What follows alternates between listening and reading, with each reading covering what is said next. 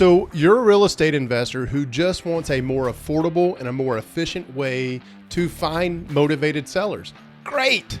Then tap the thumbs up, hit the subscribe button, and let's get into it. All right, guys, so you're a wholesaler, you're a flipper, or you're a buy and hold investor who just wants to find off-market motivated sellers, because right now, in this market, geez, what is going on with this market, huh? So if you're like me, or at least how I used to be, you go through this workflow, right? You pay a couple $100s every month for a new list, only to figure out you've already on the list, or the big or is you've pulled the wrong list altogether, which I have certainly done. So let me show you the system that I use. It's called PropStream. I want to show you how super simple this is, how super simple this software is to navigate. I have logged into PropStream, and when you log into PropStream, you land on your dashboard, which this is your dashboard that you're seeing right here. This is my dashboard. Yours is going to look a little bit different. When you come in here, you're going to search for the area that you are interested in investing in, right? And I'm going to choose Gadsden, Alabama, right? That is the hometown feel. That is my hometown. Parents still live there.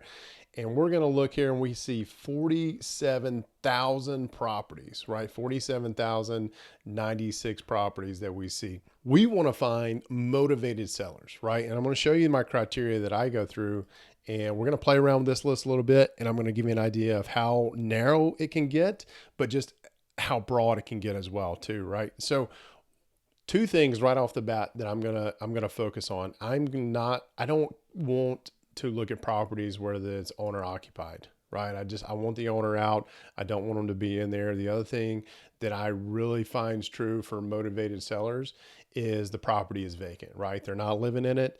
Actually, nobody's living in it. It's vacant. The owners are not there. It just makes for a good recipe for a motivated seller, right? That's kind of what we're doing. We're putting a recipe here together to find the secret sauce. And hopefully what I'm showing you is going to be add to your secret sauce as well, right? Other thing that I'm going to look at is the property type. I typically like the single family home when I'm doing this. I'm also look at multifamily 2 to 4. I love the small multifamily space, but for the purposes of this demo, I'm just going to show you single family, right? Single family, I want to know the years of ownership is within at least the last a minimum of 5 years, right? Maybe even 10, but we're going to say 5 for the sake of this, because if somebody just bought the property a couple of weeks ago, they're not going to be motivated, right? You've got an investor, he's had it for 5 years. Chances are he may be ready to go. The average length that I've held a property, and especially the first property that I thought we would hold forever because we paid cash for it, has been 3 years, right? So I'm going to put in here 5 years of ownership. Let's see what else. Ownership info. I want to stick right here. Ownership type, right? Owner type. I want to make sure it's an individual. I don't necessarily want to mess with corporations or LLCs, although there is a mix. There is, some people do buy properties, individuals buy properties in their LLC for some added liability coverage. But in this case, I don't want to mess with those, right? And as you can see over here, our list has dwindled down from 47,000 properties to now 606, right? But wait, there's even more, right? If I want to come in and I don't want to mess with properties that were built before 1978, right? Because I don't want to deal with asbestos. I don't want to deal with lead paint. I don't want to deal with messing with any of that stuff because I hear it's very expensive. That I'm going to put in the year 1978 and close out my filter. And now we have 6 properties that fit that entire criteria. So that is a little narrow. I don't know that it's part of the list, right? We'll keep them in there, but I'm going to change things up just a little bit. I'm going to take out that 1978 stipulation and just remove it altogether. I also want to highlight these quick list choices, right? One of the ones I love in here are tired landlords and also zombie properties. So if you don't want to go through the whole thing of picking your own, you can come in here and just choose one of these defaults, and it's going to narrow, it's going to add it again as another filter. It's going to narrow it down even further, right? So now we're down to 533 properties. All right, guys. So you've built your list and now you want to start a campaign. You can do that in several easy clicks, right? So basically what we're going to do, we're going to assume, and we're just going to take, or typically what I do is I just take every property, right? Every unique property, click the check box that is going to include all the properties and click add to list. Now, if I already had a marketing list going on for this area and for this demographic, whatnot, I would just add it here. I'm going to create a new one. And I'm just going to call this Motivated Sellers for Gadrock. It's going to take a minute. Property saved. Close that. Now we're going to go over to my campaigns, right? And we're going to start a new campaign. We're going to call this Motivated Sellers Gadrock. Target recipients. We're going to target the recipients for the list I just created. Motivated Sellers Gadrock. Going to add that group, and that's it. Okay. We're going to save it. We're not going to set up a website at this time, but we are going to go to the campaign dashboard, which you see here, right? And we're going to create a postcard. Now, this gives you the prices of the postcard of each, right? And this is the price of the postcard with the stamp. I'm going to start with a predefined postcard template. Go to next. It's going to show you all the templates that you have available. So we're targeting motivated sellers. So let's find someone that maybe have a vacant property. What's this say? What's this one say? Let's bring this one up. Yeah, this one looks good. If you'll notice on this, everything's matched up, right? So in the postcard area, when I highlight this, I'm going to go to advanced edit just so I can show you guys this just a little bit, but it already has my name, my address, this John Doe sample, right? That is where the owner's address, not necessarily the property address. It also has my website here that I use for that sort of thing. And then on the back end, on the back side of the postcard, it already imports my phone number. 123 Sample Street is going to be the property that I'm interested in buying, not necessarily the owner's address. It already has all this information involved in it, right?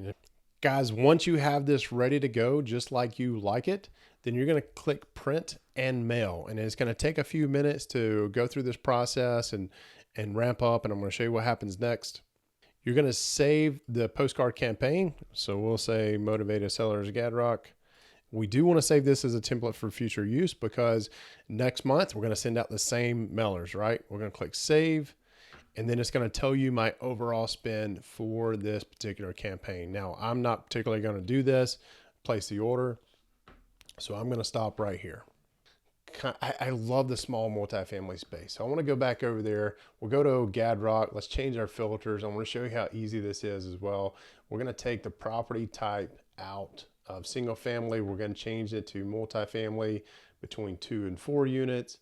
Ownership still 5 or more by an individual. I might change ownership info to individual as well as a corporation. I typically don't deal with trust because it is so hard to find. I mean, it is extremely difficult. If you want to go where no other man's gone before, try to buy a property from a trust. It's almost impossible to do, especially if it's an irrevocable trust, but that's for another time, right? So we've got small multifamily, years of ownership 5 or more. Let's take out tired landlords just to see, because that limits us down to 21 properties here. Let's take out tired landlords just to see what this does our list. Ooh, gave us one more. And if we change occupancy status to occupied instead of vacant, now we've got 142, and that's a list that I would be happy to work with, right? I might even change this back to, let's just see what happens when we change it back to tired landlords. Okay, so 125 on the tired landlords when they're occupied. It's just, you can get as niche and specific as you want to. That's one thing I love about PropStream is how focused you can get, how narrow you can get your focus, or how broad you can get. And you can get a sense of you can get a better sense of what's going on in any particular market. Before we get out of here, I want to dive into one of these properties. Something else, right, is that typically These mom and pop owners, let me take this off of corporations. Let me take this off of tired landlords. And I want to look for owners who have more than one unit, right? So if you notice this area right here, number of properties owned, right below the last sale date, right above the absentee owner location. If I want to look for properties that have owners who own more than X number of properties, I can put that number in here. Let's just say 3, right?